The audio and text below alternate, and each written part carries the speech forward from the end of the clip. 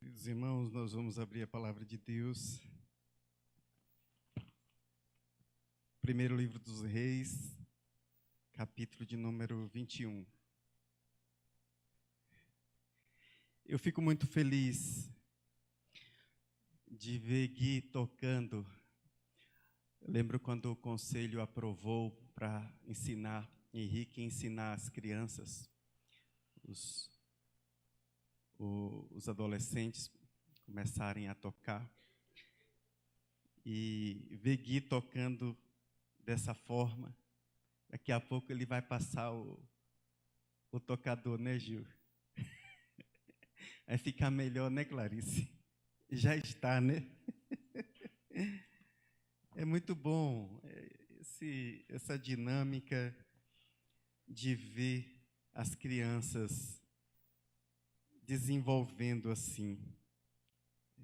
Cada uma desenvolve nos seus talentos, nos seus dons, naquilo que Deus constituiu, né, sobre eles. Eles servem ao Senhor. Então é bênção demais. Irmãos,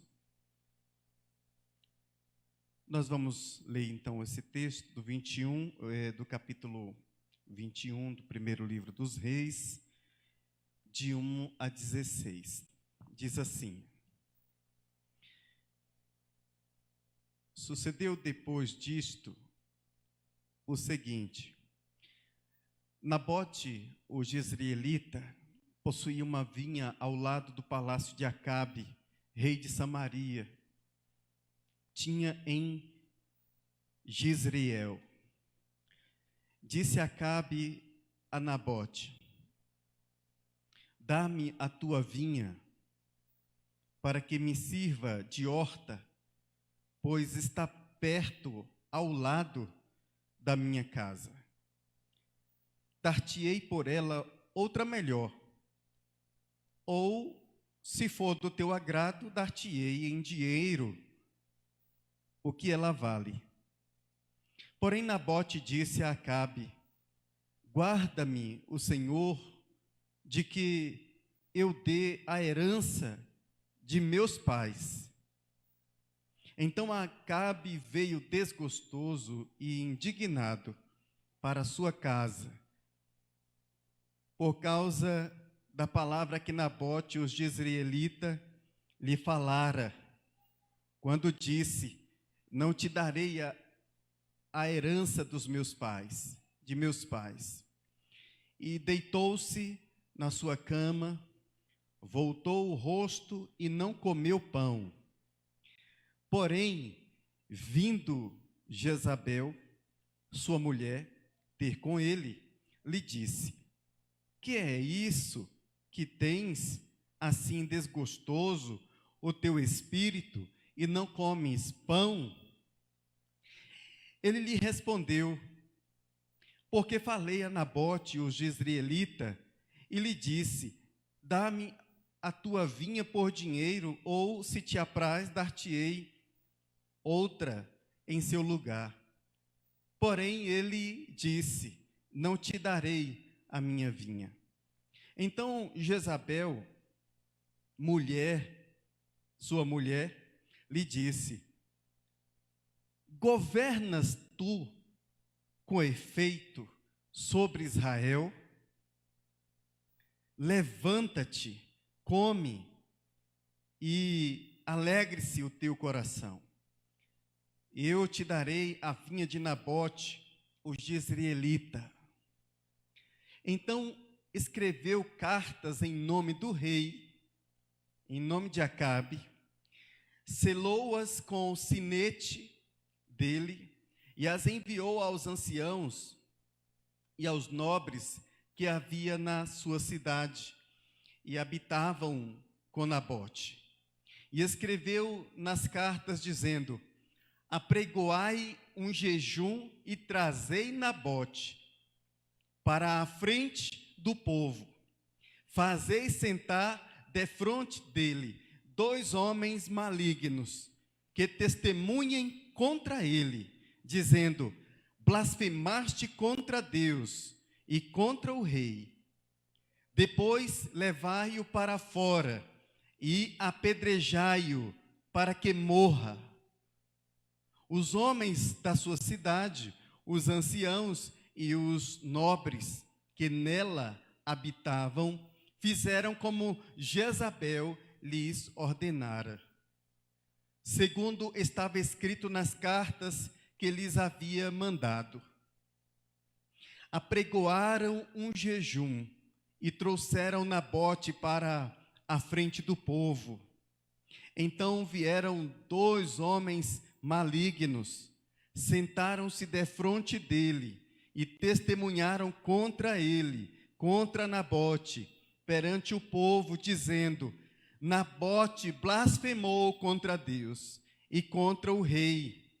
E o levaram para fora da cidade e o apedrejaram e morreu. Então mandaram dizer a Jezabel: Nabote foi apedrejado e morreu.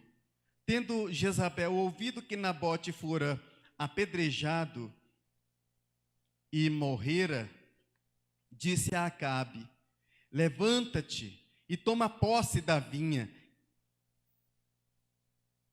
que Nabote, o jezreelita, recusou dar-te por dinheiro, pois Nabote já não vive, mas é morto.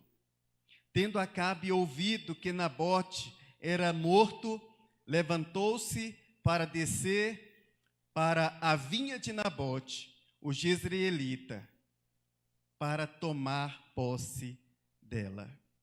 Nós vamos orar ao nosso Deus, para que o Senhor fale ao nosso coração. Amém? Oremos ao Senhor. Ó Senhor nosso Deus, nós necessitados estamos de ouvir a Tua palavra. Que o Senhor nos fale através da Tua palavra, Senhor.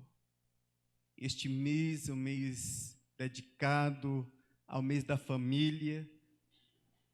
E nós, ó Deus, estaremos envolvidos neste trabalho, neste ministério tão especial.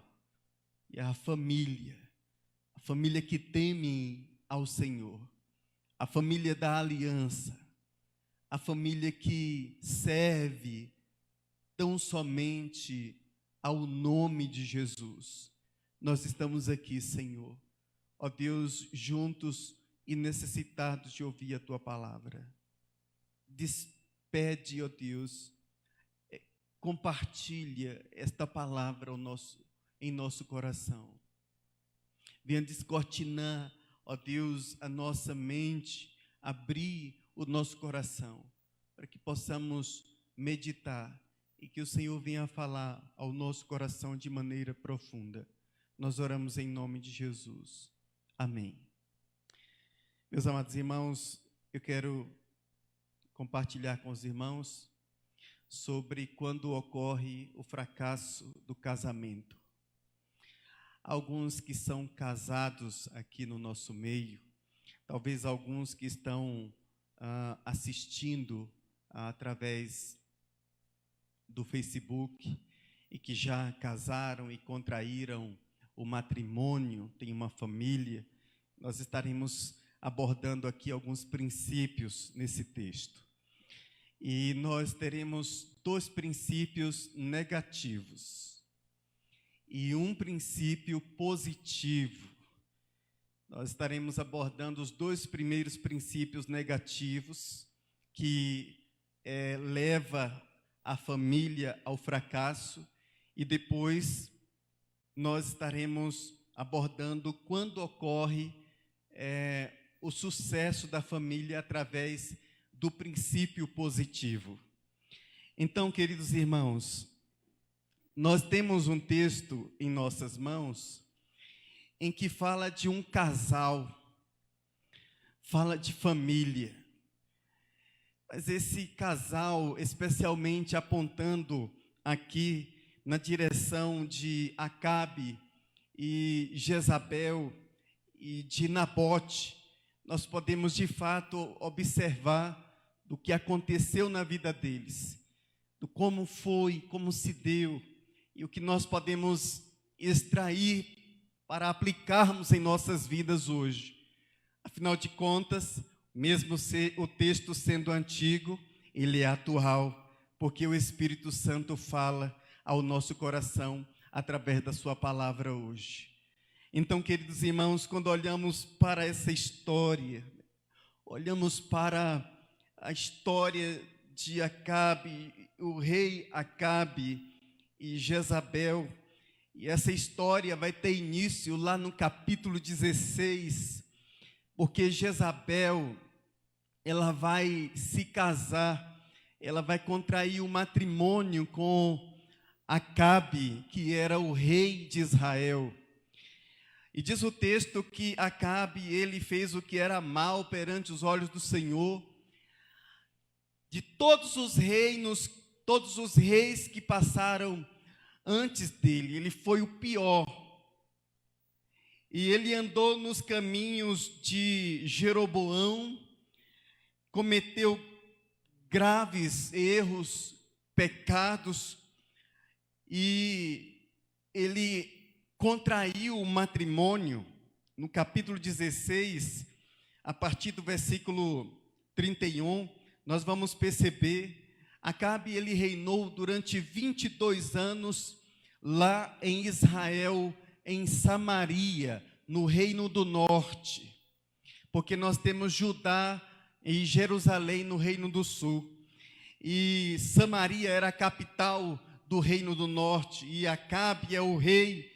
Só que Acabe, queridos irmãos, ele vai ter a infelicidade de casar-se, de contrair um matrimônio com Jezabel, que era filha do rei Sidônio, Etbaal, e diz a Bíblia que Jezabel, ela era pagã, idólatra, possessiva, dominadora.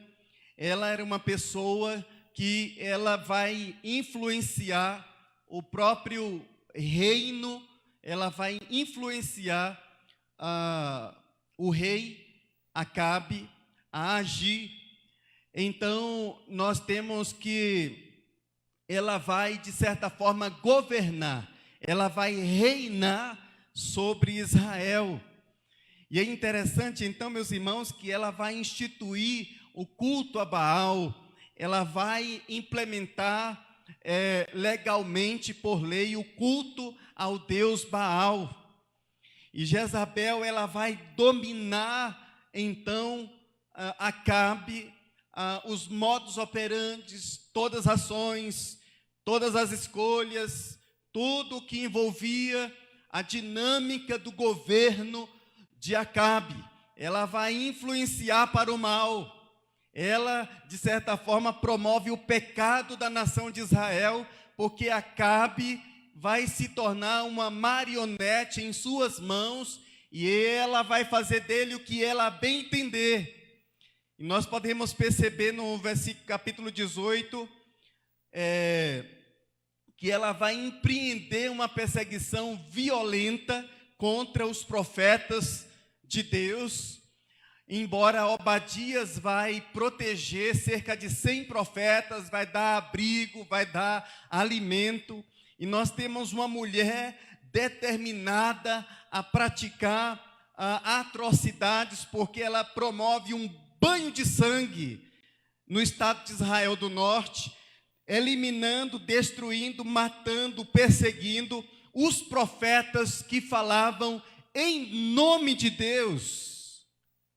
E é interessante, então, que nesta história toda, nós vamos encontrar lá no Monte Carmelo, porque quando Elias, na verdade Deus, Yahvé, ele vai e destrói Baal, e ele vence Baal lá no Monte Carmelo.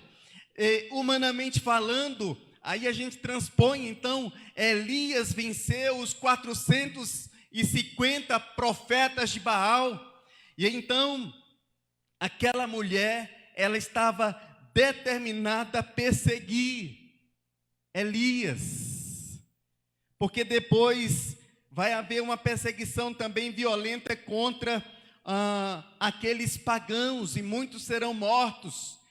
E no capítulo 19, no versículo 2, depois que Jezabel sabe que Elias venceu os 450 profetas de Baal, diz o texto que ela então vai empreender, e diz o versículo 2: então Jezabel mandou um mensageiro a Elias, a dizer-lhe: façam-me os deuses como lhes aprouver, se amanhã a estas horas não fizer eu a tua vida como fizeste a cada um deles, dos que morreram anteriormente. Então Jezabel, ela vai empreender uma perseguição, ela quer matar, ela é uma mulher maldosa, só havia mal, sentimento, ela tinha um problema na área da psicologia, do psique dela, ela era uma pessoa maligna, era uma pessoa terrível, uma pessoa terrível, uma pessoa que só bile, só ódio, só acusação, só inveja, só perseguição contra aqueles que professavam a fé no Deus vivo, no Deus Todo-Poderoso. Então nós temos uma mulher que realmente, uma mulher que se revela prepotente, uma mulher que se revela arrogante, que tinha problemas psicológicos, precisava de uma psicologia e um encontro com um psiquiatra, ou talvez com uma psicóloga, ou com um psicólogo. Ela precisava de um ajuste na mente dela, ela precisava ser organizada na mente dela, porque ela era uma mulher louca, ela só queria fazer o que ela pretendia fazer, era uma mulher dominadora, era uma mulher manipuladora, era uma mulher idólatra, era uma mulher sanguinária, e provocou muito medo em Israel, de tal forma que Elias vai se esconder. Elias vai buscar abrigo, e Elias vai então ser, mesmo durante aquele período, ser sustentado pelo Senhor. Então, queridos irmãos, o final dela não foi bom, porque Elias, ele, em virtude de tanta maldade de Jezabel, ele falou que ela seria devorada pelos cães, e como assim o foi? Mesmo diante de tanta beleza, ela no final, pouco tempo, não mais do que 10 anos depois da morte de Acabe, ela vai ser devorada pelos cães, conforme a palavra do Senhor dita pelo profeta Elias. Mas então nós temos um contexto de uma família, nós temos um contexto de um casamento, nós temos o contexto, especialmente aqui, nesse texto, quando fala de Nabote, quando fala das atitudes que ocorreram. Então, queridos irmãos, alguns princípios aqui. Quando ocorre o fracasso do casamento, então, em primeiro lugar, o primeiro princípio negativo, nós podemos perceber que o fracasso do casamento, a destruição do casamento, a derrocada da família, a queda, a ruptura do casamento, ele se dá de maneira, quando o agente age com egocentrismo. Então, esse é o primeiro princípio, o princípio do egocentrismo. O versículo 2 ao versículo 4 diz: disse Acabe a Nabote: dá-me a tua vinha, para que me sirva de horta, pois está perto, ao lado da minha casa. Dar-te-ei por ela outra melhor, ou se for do teu agrado, dar-te-ei em dinheiro o que ela vale. Porém, Nabote disse a Acabe: guarda-me o Senhor de que eu dê a herança dos meus pais. Então Acabe veio desgostoso e indignado para sua casa, por causa da palavra que Nabote, o jezreelita, lhe falara, quando disse: não te darei a herança de meus pais. E deitou-se na sua cama, voltou o rosto e não comeu pão. Então nós vemos aqui uma situação em que o rei, ele, ao se deparar com a vinha de Nabote, e era uma terra de propriedade, é uma terra, um legado de herança. Nós vemos, meus amados irmãos, que o Jezreel ficava cerca de 34 quilômetros. Era uma casa, era um palácio onde o rei Acabe, para o qual ele ia, né? E ele ia para descansar, enfim, ficava a 34 quilômetros. E essa vinha ficava ao lado da casa, ao lado do palácio de Acabe, do rei Acabe. E então, meus amados irmãos, nós podemos ver que quando ele faz a proposta, aparentemente é uma proposta sedutora, é uma boa proposta, porque o texto fala sobre isso. O texto diz que ele oferece, então, naquela negociação, a Nabote, ou uma outra vinha melhor do que aquela, ou em dinheiro ele pagaria se caso Nabote aceitasse a proposta. Era uma proposta sedutora, mas o fato é que Nabote, ele quando diz para Acabe: guarda-me, no versículo 3, guarda-me o Senhor, e Senhor está em caixa alta, aqui é uma referência ao Deus vivo, Criador, ao Deus da aliança, ao Deus de seu povo, ao Deus dos patriarcas, ao Deus de Israel, ao Deus que libertou Israel do Egito, ao poderoso Deus, ao presente Deus.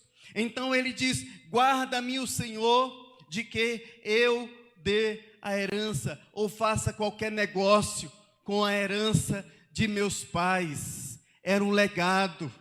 E então nós vemos o egocentrismo. O ego fica insuflado, e ele então fica desgostoso e indignado, cheio de si.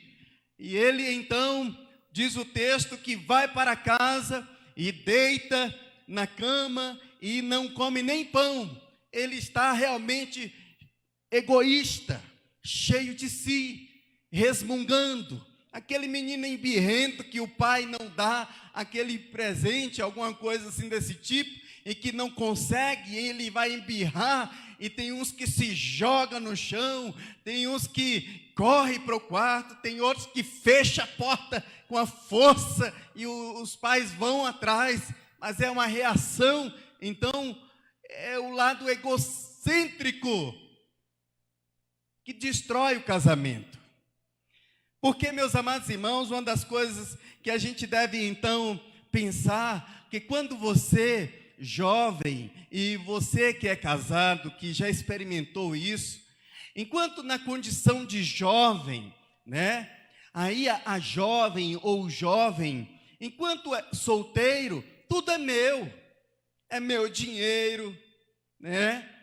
É minha conta, é da minha conta, é a minha vida, é o meu desejo, é a minha decisão, é a minha palavra, eu vou ficar lá tantos dias, então tudo é meu, a geladeira é minha, o computador é meu, o notebook é meu, a mesa é minha, o teclado é meu, tudo é meu, o óculos é meu, né? A pasta de dente é minha, então tudo é meu. E ele, de certa forma, o egocêntrico, ele não sabe conjugar o verbo no plural. Na verdade, quando a pessoa casa, se bem que muitos esquecem isso e ainda continuam vivendo como se fosse solteiro, conjugando ainda, ou então levantando a bandeira do pronome possessivo ainda, meu, e não sabe jogar para o plural. Não, é nosso, porque quando casa é tudo nosso, não é mais meu, é nosso. Tudo bem, a mulher é sua, o marido é seu, a conta bancária é nossa, o carro é nosso, né? A igreja é nossa. Então, o que é nosso? Tudo.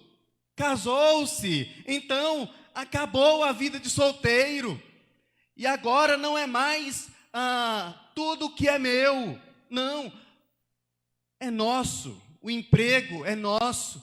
As emoções nós vamos viver, são nossas emoções. São muitas emoções, né? São muitas emoções. O crescimento, né, na vida intelectual da esposa é nosso, do marido é nosso, dos filhos é nosso. Então, tudo, né, que envolve a vida prática, a vida comum. O filho não é meu, o filho é nosso. Não, ele é meu. Talvez você já brincou assim com seu esposo ou com sua esposa. Não, o filho é meu, ele parece mais comigo, a personalidade é minha. Amém? Aí vai descrevendo as qualidades, os adjetivos, né, da personalidade dos filhos. Não, esse lado positivo é meu, esse lado negativo é seu. E aí é um egocentrismo sem fim. Acabe, ele é como um menino embirrento, e ele age dessa forma quando ele recebeu um não. E é interessante, queridos irmãos, que Acabe, ele fica indignado. O ego dele, né, ele fica desgostoso, ele fica aborrecido, porque ele é o rei, ele é o dono de Israel, ele é o Senhor de tudo. O rei tinha poder de dizer quem ficaria vivo e quem morreria. E um homem lá, né, chamado Nabote, vai e nega e recusa a aceitar a proposta do rei. E o rei fica cheio de si.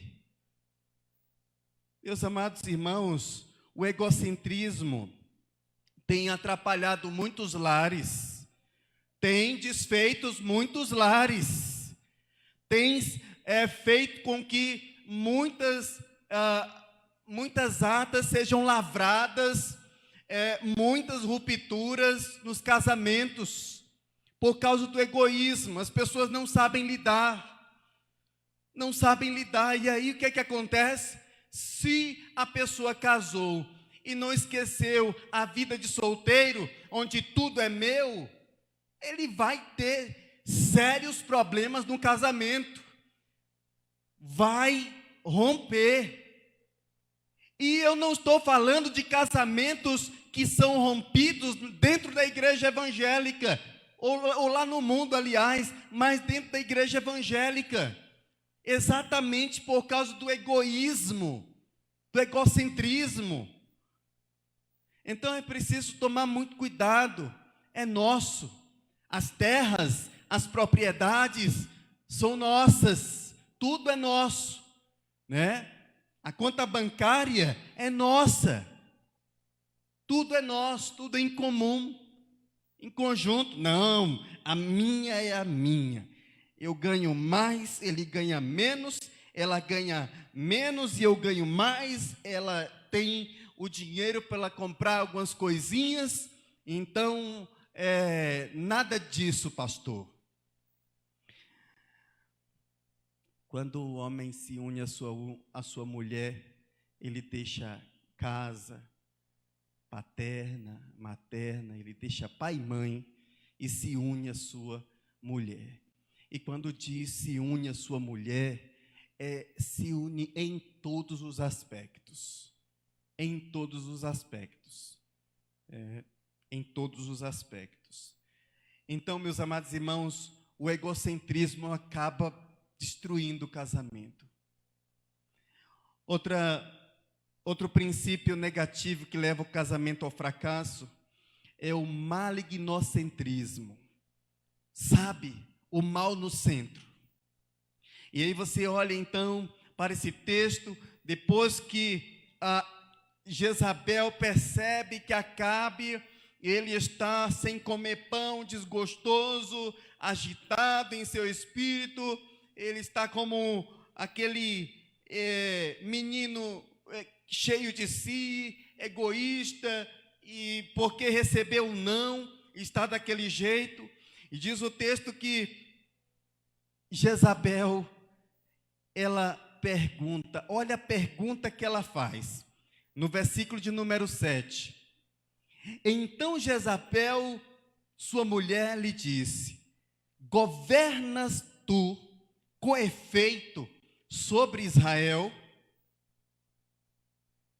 Levanta-te, come e alegre-se o teu coração, eu te darei a vinha de Nabote. E aí o que ela faz? Ela pega o anel, o sinete do rei, e naquela época o sinete era usado para marcar as cartas, era uma forma de autentificação, dando autenticidade àquela carta, como que sendo algo que não poderia ser lacrada, né, somente pelo destinatário. E é interessante que o sinete é utilizado, e é em nome do rei, e ela escreve cartas, ela faz um plano, ela orquestra uma forma, e a forma, queridos irmãos, é uma forma de fato que demonstra manipulação. E as duas pessoas que foram induzidas para que pudesse se colocar diante de Nabote de forma maligna. Olha o versículo 10 aí. Fazeis sentar, na carta continha esse teor, fazeis sentar defronte dele é Nabote, 2 homens malignos, que testemunhem contra ele, dizendo: blasfemaste contra Deus e contra o rei, levai-o para fora e apedrejai-o, para que morra. O objetivo era arrancar de Nabote a vinha e entregar nas mãos do rei. Só que no versículo 13, as cartas foram enviadas com o sinete e o selo do rei. E no versículo 13, então vieram 2 homens malignos, sentaram-se defronte dele aqui é Nabote, e testemunharam contra ele. Observe que lá quando as autoridades foram pegar Jesus, e eles tramaram toda aquela orquestração por trás, por baixo dos bastidores. E então, depois que as autoridades, os judeus, né, Jesus comparece diante do sinédrio, algumas pessoas são levadas para ser testemunha contra Jesus, mas nenhuma foi suficiente, então eles colocaram 2, não acharam, e colocaram 2 de maneira completamente maligna. Por isso que nós escolhemos então, que era uma atitude malignocêntrica da parte de Jezabel, era uma mulher cheia de maldade. E então nós podemos perceber aqui que aquilo que Jezabel planejou aconteceu.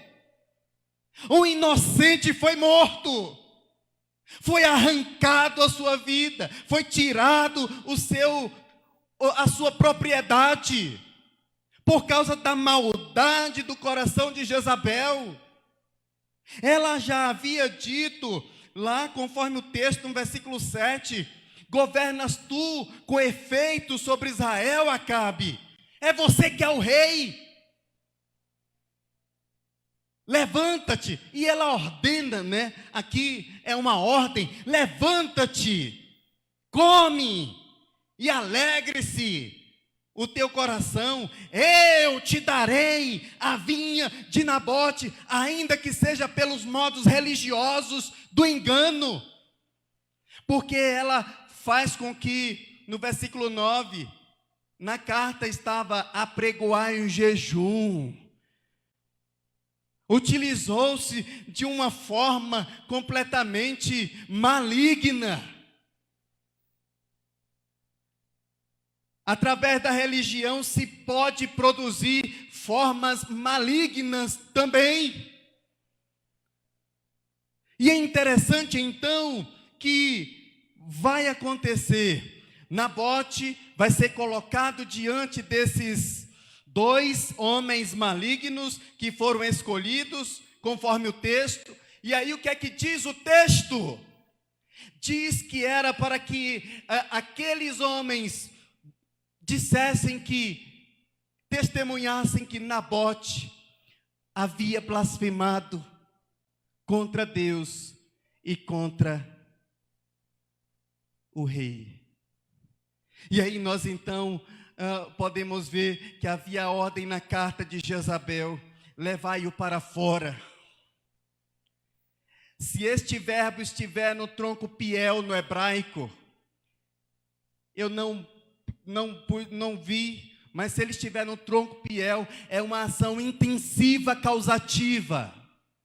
Era como se levai-o com força, sem deixar ele dar um oi, com toda a violência. Levai-o com força, tirai-o daqui.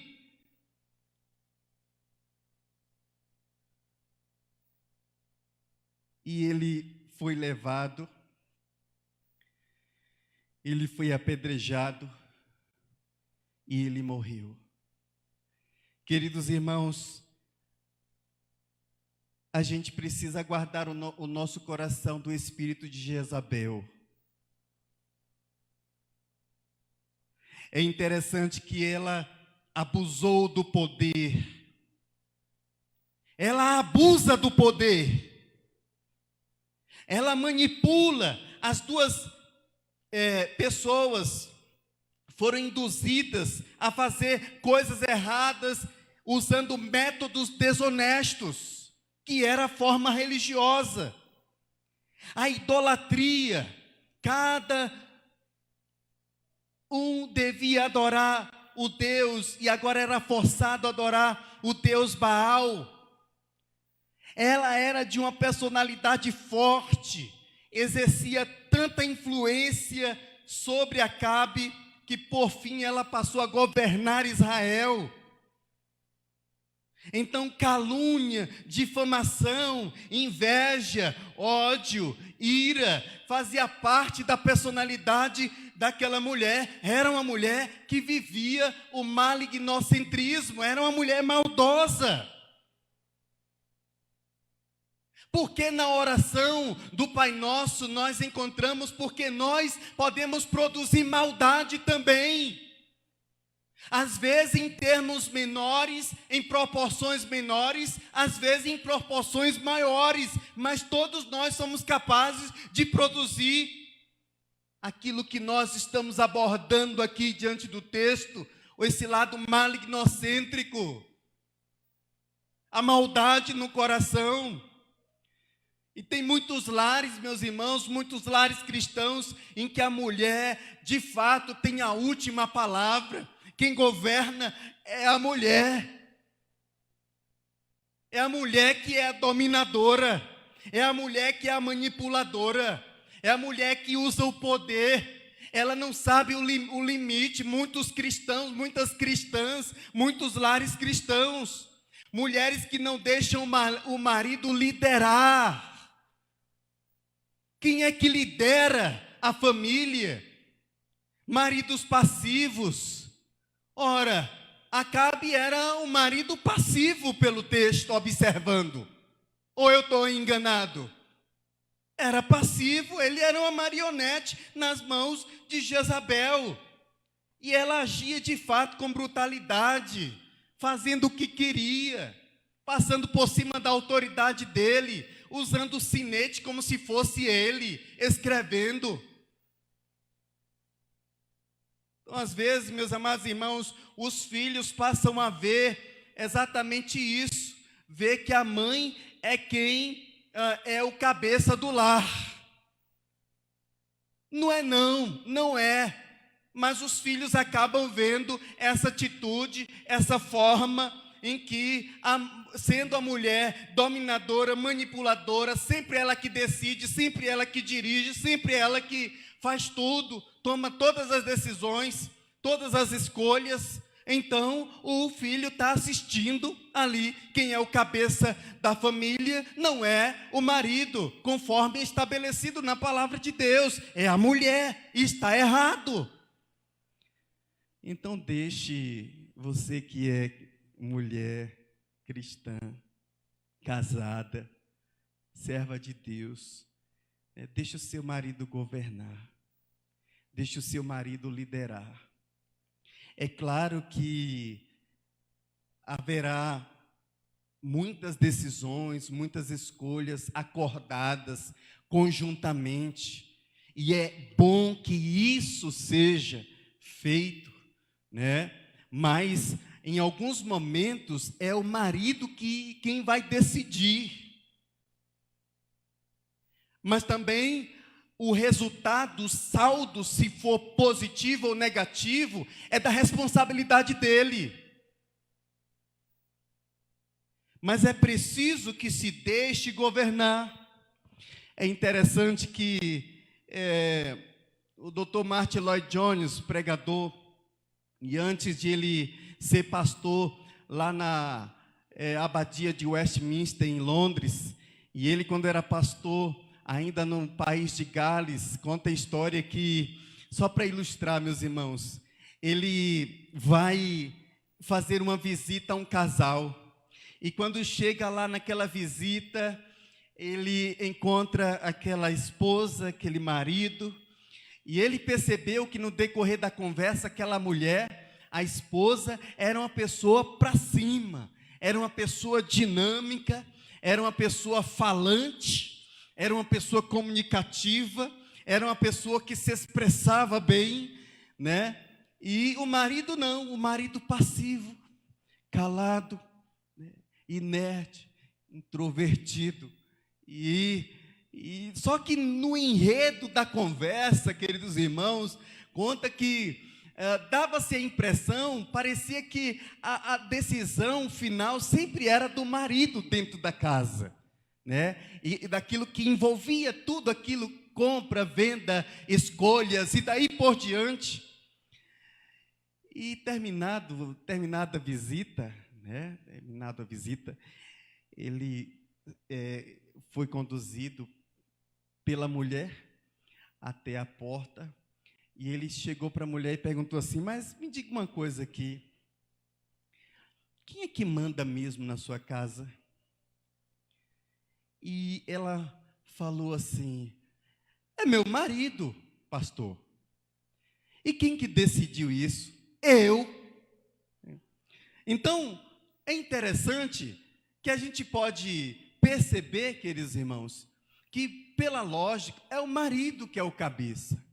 Então, as mulheres devem deixe o seu marido dirigir, governar, ser o líder no seu lar.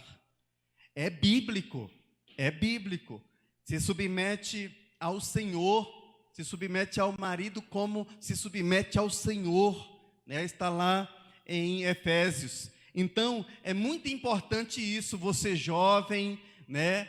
A jovens aqui presente, ou quem estiver nos assistindo, quando você casa, então é importante que você deixe o seu marido liderar a casa, né? Deixe o seu marido liderar, porque quando uma mulher ela age por impulso e toma as suas decisões, e sempre o marido nem tem voz, a última voz acaba sendo a dela. Vai comprar um carro, a voz dela que tem que ser ouvida, e daí por diante vai comprar um terreno, vai comprar um apartamento, vai comprar uma casa, seja lá o que for. Tem que sentar, tem que ser acordado. Em alguns momentos, a mulher cristã sábia, que edifica a sua casa, eu confio no meu marido, ele vai tomar a decisão, e eu estou disposto a receber, né, aquilo que acontecer. Qual o saldo será? Esperamos que todos sejam positivos. Mas há um outro ensino, queridos. Além de o egocentrismo destruir a família, além do malignocentrismo destruir a família, agitar, abalar a família, em terceiro e último lugar, nós encontramos aqui quando ocorre o sucesso do casamento. E nós vamos observar aqui, partindo da vida de Nabote, que tinha uma família, que tinha uma propriedade, e que não poderia ser negociada. Observe que o texto, então, a pergunta é: quando ocorre, então, o sucesso do casamento? E a resposta é, como princípio positivo, quando nós agimos com base no teocentrismo. Deus está no centro da minha casa. Observe que era uma proposta sedutora, e é interessante que Nabote tinha uma linhagem, tinha uma descendência, tinha uma família, tinha uma propriedade e deveria guardá-la, porque estava escrito na lei. É interessante então que era uma proposta sedutora, a herança da família ser trocada por uma melhor. O rei está me oferecendo uma melhor, uma de ponta, melhor do que a minha, né? Ou então ele está me oferecendo dinheiro. Então Nabote não poderia negociar a terra que era uma terra de herança, distribuída, queridos irmãos, logo naquele momento ainda, no período de Josué, nós encontramos lá no período em que foi repartidas as terras, foram repartidas, e cada tribo, cada família ficou com a sua. E está escrito lá em Levítico 25, 23, que não era, pode postar aí por favor, Levítico 25, 23, era a lei era a palavra de Deus, e não poderia ser negociada a terra, não poderia ser negociada, pelo contrário, deveria ser perpetuada dentro da linhagem familiar. Então era uma questão de princípio, era uma questão de submissão à palavra de Deus, era uma questão, sobretudo, de submissão ao próprio Deus, de temor a Deus. E nós então sabemos que Nabote, tinha um compromisso com a família, de tal maneira que ele não poderia negociar os princípios, os valores. A palavra de Deus diz lá em Provérbios 1:7, que o temor do Senhor é o princípio da sabedoria, mas os loucos desprezam, né? Os loucos, os rebeldes, os desobedientes, eles vão viver como querem, negociar até aquilo que não poderia ser negociado. E quando há obediência à palavra, porque o texto de Levítico capítulo 25, versículo 23, diz que a terra deveria ser perpetuada dentro da família. Porque se Nabote vendesse, ele estaria deserdando a sua própria família futura.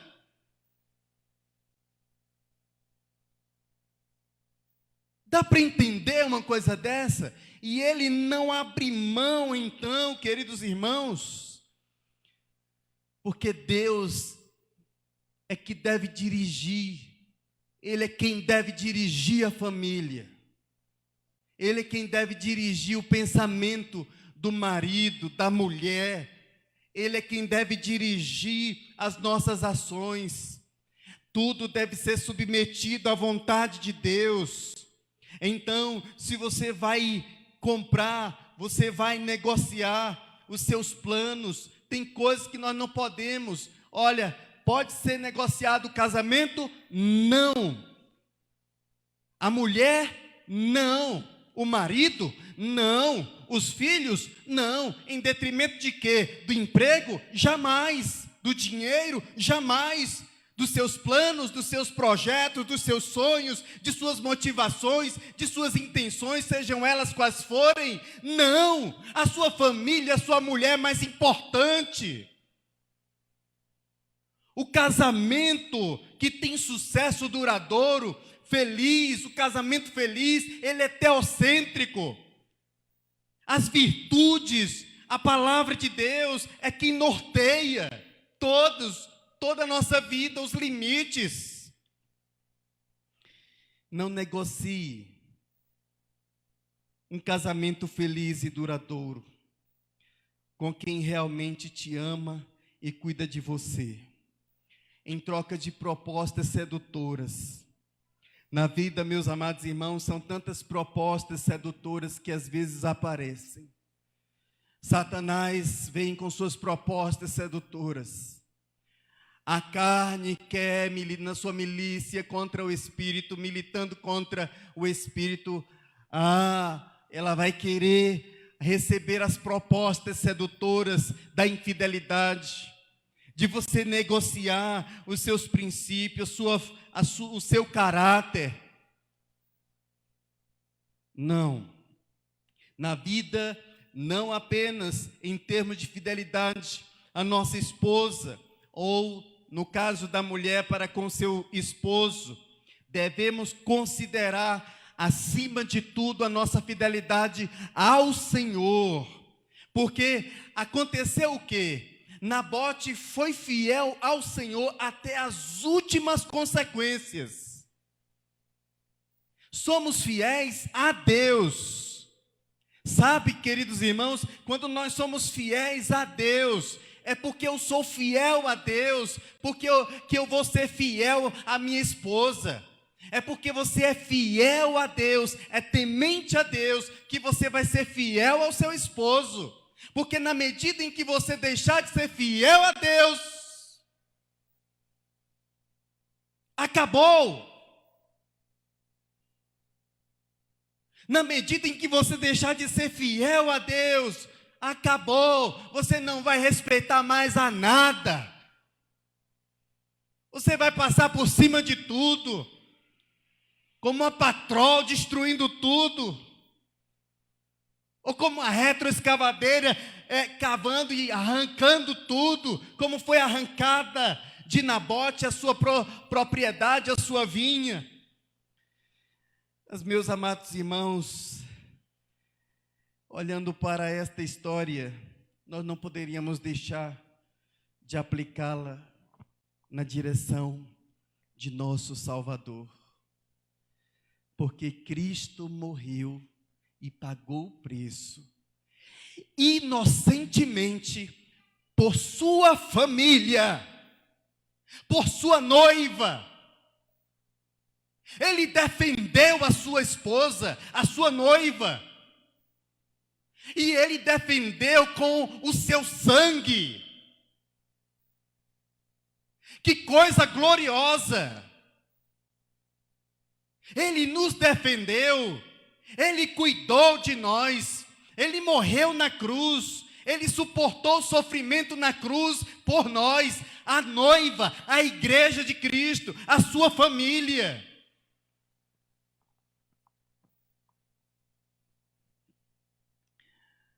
Jamais Jesus foi egocêntrico. Jamais Jesus agiu com maldade. no coração. Pelo contrário, ele foi teocêntrico até o fim. Quem resolve, quem decide, quem governa a minha vida, a minha história, a minha casa, a minha família é o Senhor.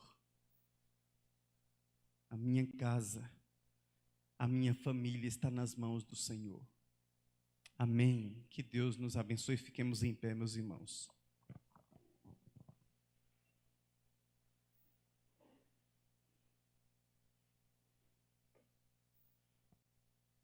E com a morte na cruz, o nosso Senhor Jesus foi levantado para a restauração e cura de toda a família, a sua família. Que seja assim na minha vida, na minha casa. Que o Senhor nos cure, que o Senhor cure o seu coração, que o Senhor restaure a sua família. Aqueles que estão distantes do Senhor, aqueles que estão com o coração ferido, distante, vivendo em pecado, aqueles que estão abalados, que estão com a sua vida emocional destroçada. Queridos irmãos, ao olharmos para Cristo, Ele é o Senhor, Ele é quem dirige a nossa vida depende dEle. Nós não podemos dar um passo se não for na presença de Jesus, na presença de Deus. Nós somos servos do Deus vivo. Por isso, queridos irmãos, que haja humildade no nosso coração, que haja bondade no nosso coração, e que Deus seja o centro, Jesus seja o centro, porque esta casa aí, o teu coração, ela pertence